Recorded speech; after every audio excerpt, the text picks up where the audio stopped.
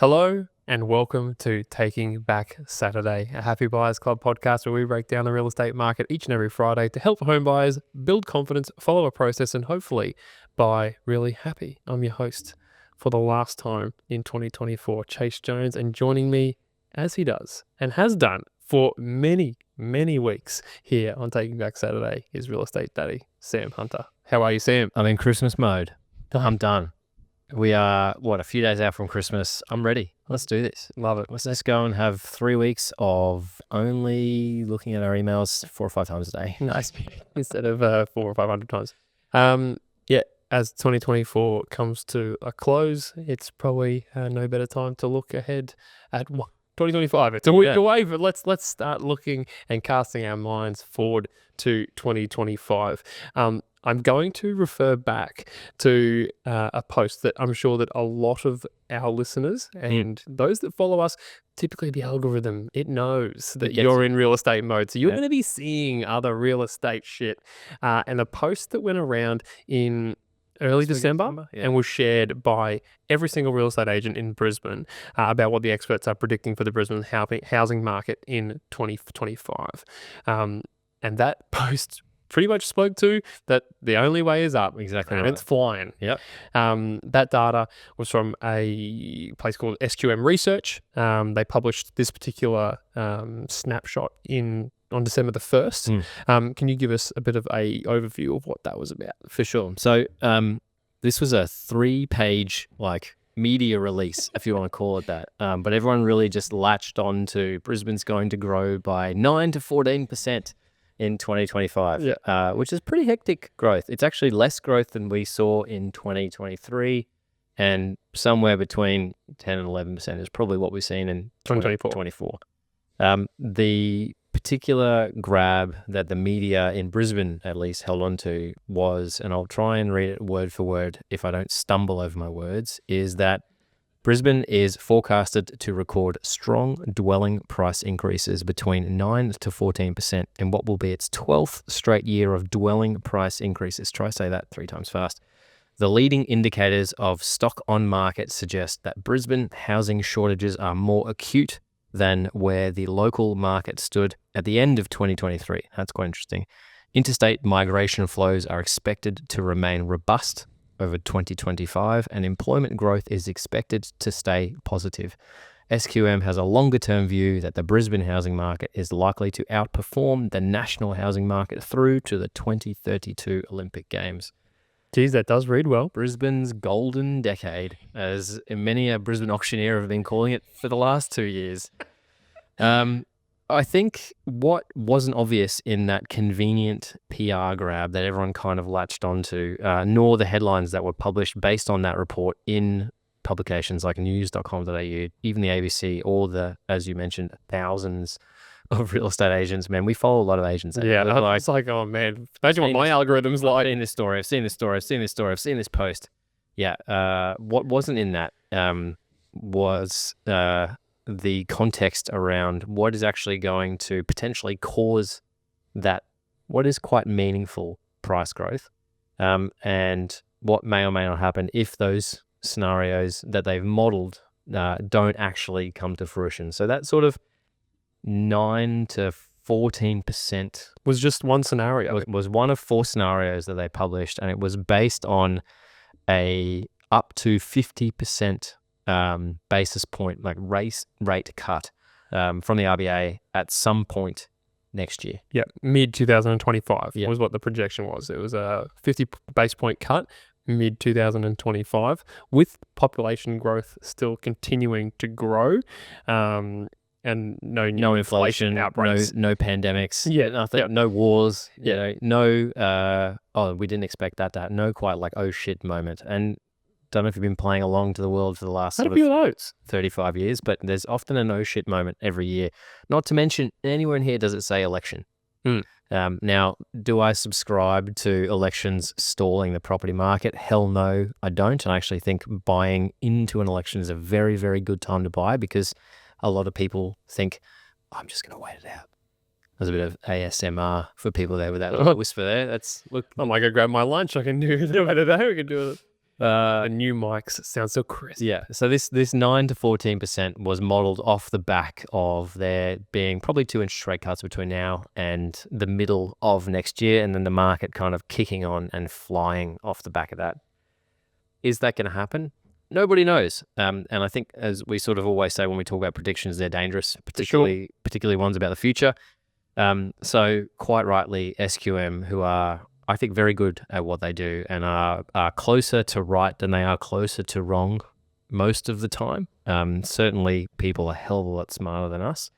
We'll link this. We're going to link this to people so you guys can actually have a read of this. Have a read of the media release. There's actually a relatively crazy number of people who listen to this show now, so maybe we get someone from SQM on and they can talk us through even more context instead of you guys having to listen to us. But I think what's important to note is that was the headline. The context is that they modeled scenarios off the back of what else could possibly happen. Mm-hmm. It was, what if there's no rate cuts?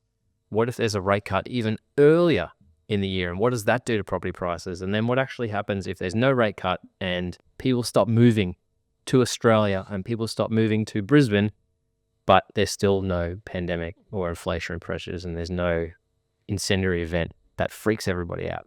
And the election is, who knows, whoever you vote for, the good guys win.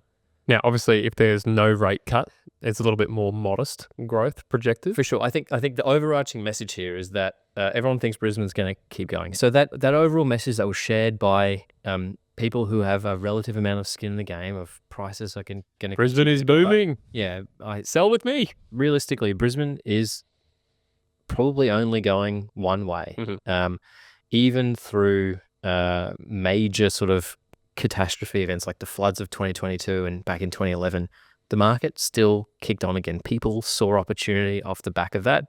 There's plenty of shit going on in the world that's not good, and there's plenty of stuff in Brisbane that needs fixing, but the property market seems to be resilient to all of that, and it just kind of keeps on doing its thing. I'm not saying it's right, I'm not saying it's wrong, but there is a belief in Brisbane. It is what it is.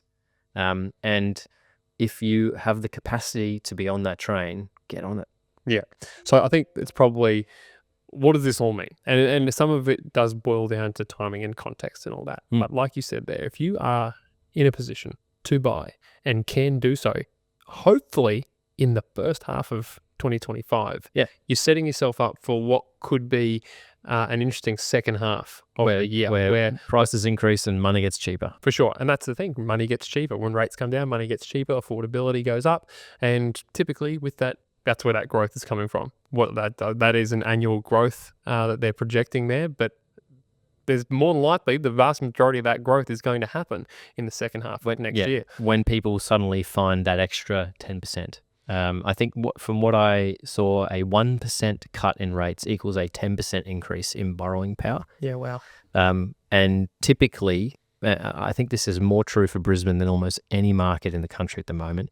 People who are buying in Brisbane are buying with almost all of their money available to them because of the rapid and consistent price increases that we've seen for so long, which means that if someone can suddenly go and borrow an extra 10%, well, they're going to go and buy property that potentially is worth 10% more because they can. And that level of competition coming into that market with somebody else or multiple people coming into that market only does one thing for prices. It's just about how much. And so if you come back to SQM, they've done a scenario based on no rate cuts next year whatsoever. And I don't think that there'll be none. I think there's probably going to be one, maybe two, but I don't think that they happen until that second half of the year, realistically. They still have Brisbane growing by minimum 5, maximum 9%. So imagine it was minimum 9, then 14 if there's a couple of rate cuts in the middle of next year. If nothing happens whatsoever, they still think Brisbane grows by 5% at a minimum, which is, what do you call that, just under 0.5% a month, which is actually the trajectory that Brisbane is growing at right now. Yeah. So we are in that market right now. It feels fair. Houses are selling for what they're worth. If a vendor is on the market today and they're unwilling to meet the market expectations, they can just sit there. There's no miracles happening in this real estate market, for sellers at least, and no miracles really happening for buyers as well. You're not buying stuff cheap or undervalued. So this, where we are today, just continues. And that's not a bad thing for anybody in my mind. You're not going to sort of have that story to tell your mates where you're like, I bought in January, my house is already worth 40 grand more. It's like, I bought really well in January. And if I decide to sell it in a few months' time, it might be worth more than I paid. If I decide to sell in a few years' time, it'll probably be worth more than I paid. And if I decide to sell in 20 years' time, it's going to be worth a fuckload more than what I paid. So that's why I think it's important. Like, you can't make a real estate decision based on, I'm going to get 10% growth, I'm going to get 14% growth. There's so many other factors that come into play, but the overarching message is still that it will probably be cheaper to buy a property in January than it will in December. Yeah, at the end of 2024, if you're looking at the big headline stats again, the last month, or the last like statistics that we had were for November, where it was less than 1% growth. It was 0.8 or 0.7. 0.5. Yeah, 0.6 for units, 0.4 for houses, 0.5. Which is the lowest growth rate for a year and a half, but it's still growth for sure. And like we said, it is continuing to grow month after month after month, year after year now, and that will continue, that steady growth. And you can expect that, I think, into early next year. If you're a mover, an upsizer, that should be a less intimidating transaction. 100%. Because you can probably have a fairly good idea of what your property is going to sell for, get that sold, get yourself on a longer settlement. Buyers and sellers typically want the same thing, and that is time. They want assurances of where they're moving to. That stuff is happening. The length of settlement, I feel, has never been longer. You speak to any real estate agent, they're like, hey, 30-day settlements, what are those? You know, we're working on make sure that everyone's comfortable with where they're going. And if you've got that confidence of what you're selling for and you're selling at a fair market price, you're probably going to be buying at a fair market price, at least for the first 6 months, I think, of 2025. What happens beyond that? The banks will have a say in that, and the people on the ground buying with potentially more money in their pockets will decide that as well. And I think that brings you into SQM's, what I would call like a runaway scenario, where the RBA pulls the trigger on a rate cut in the first quarter of next year. So whether it's it won't be January because there's no meeting, whether it's February or March, that has Brisbane minimum growth at 11%, maximum growth up to 16%. And then we're back on that sort of runway train where the sellers are just like, make me an offer. Give me more. I want more. And there will be times where they will get it. Because again, there's just access to more money. For a vast majority of people who haven't had their appetite to purchase satisfied this year. And so suddenly they're like, oh, wow, we can spend $100,000 more. If they're looking at $1 million, suddenly they can buy at 1.1. If they're looking at 1.5, suddenly they can buy 1.65. There is a remarkable difference in property between $1.5 million and $1.65 million in Brisbane right now. That's actually the toughest market right now to sell in, I think, because people are so demanding of what they get for 1.5. and they don't quite have 1.65. Well, if they can get there and it's going to cost them the same as it would have in December at buying at 1.5, they're in the money. Suddenly that opens that market up. So yeah, I think the point of this podcast was we wanted to, I think largely you and I agree with the overarching message that Brisbane's going to keep growing. I think probably it's somewhere between the no rate cut scenario and the sort of base, there'll be a couple of rate cuts. I think if Brisbane sees another year of 10% growth, it's a really good year for Brisbane. And I think it's almost manageable for most people who are still looking to purchase. Money gets a bit cheaper, that spikes the growth a little bit. But for the first 4 to 6, 7 months of the year, it's the market that we're in now, where if you can afford it, 100% go and buy it. Don't wait. Don't wait to buy real estate. Buy real estate to wait if you want to use it. Pay today's price so you don't have to pay tomorrow's. And you mentioned robust earlier. I know we were talking about population growth. We were talking about robust, but it is a robust market, and it's one that you should have confidence in as a buyer. That buying good fundamental properties, great locations, rock solid, little to no objections on a property. The 7 out of 10.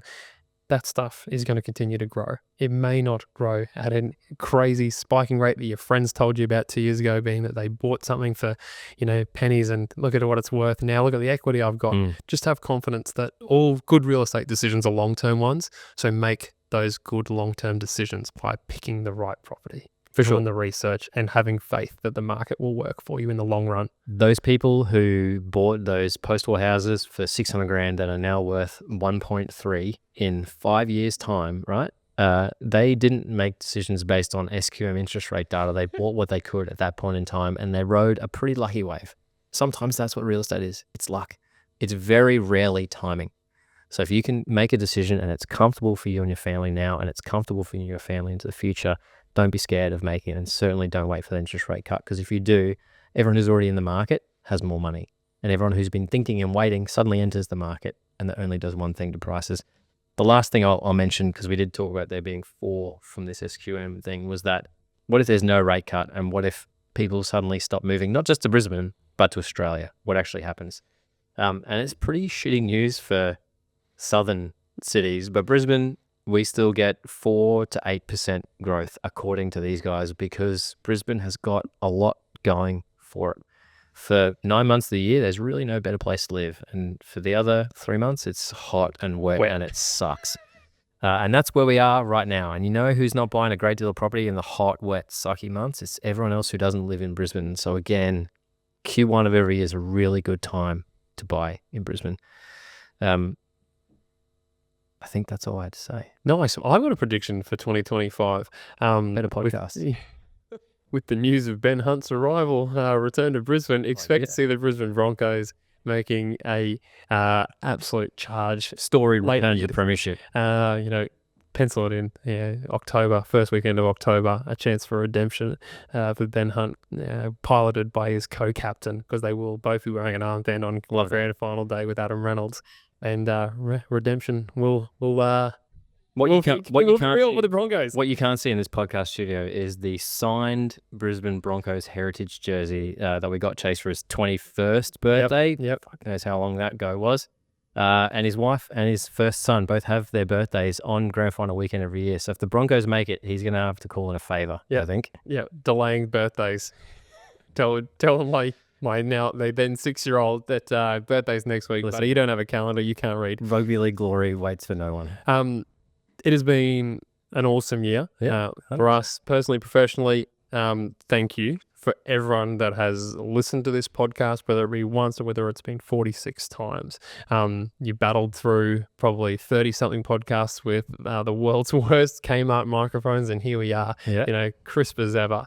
But if you've taken a little from this podcast, or whether you've taken a lot and maybe purchased off the back of some of the things that you've learned or, gained from this podcast.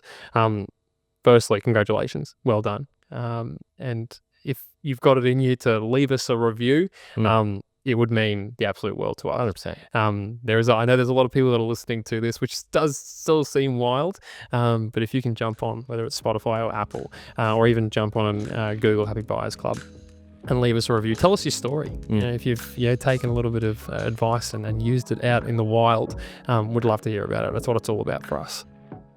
Sam, for the last time in 2024. Hey Sam, I'm Chayse. Cue the song.